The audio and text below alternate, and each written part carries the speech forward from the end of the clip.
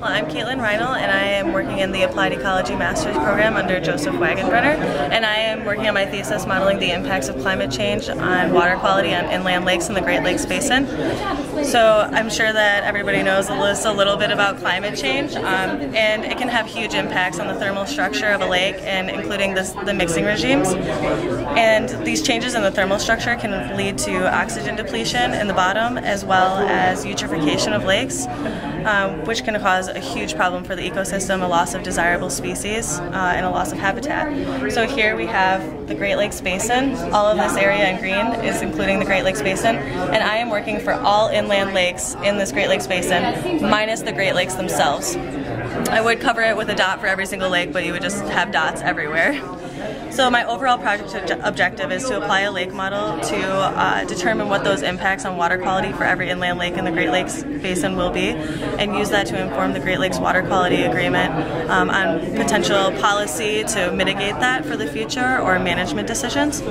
So the current objective is to test a model to see whether it will be suitable to our project needs. So we chose the lake model F Lake, and we tested it on Trout Lake, located in Vilas County, Wisconsin.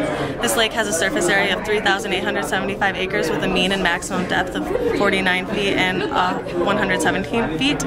This is a happy lake. It's moderately clear. It doesn't have any problems with it. So we took actual meteorological data for Trout Lake as well as observed data for the mean and surface water temperatures, and modeled them and compared them to those observed data.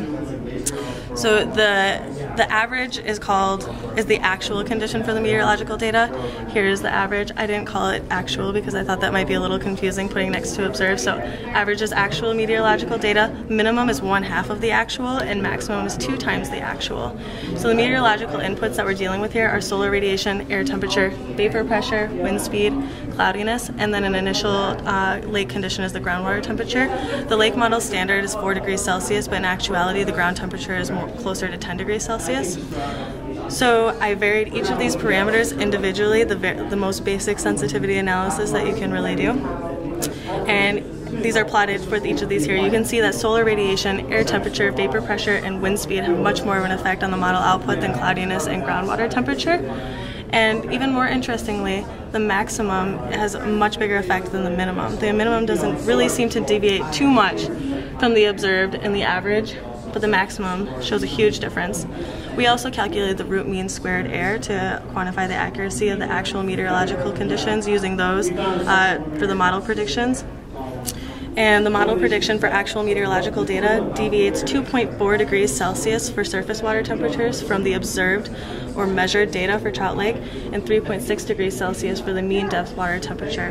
When you're looking at the graphs, it appears that everything is going okay and there's not much of a deviation, but when you look here, 2 to 4 degrees Celsius is a huge difference, especially in ecological terms.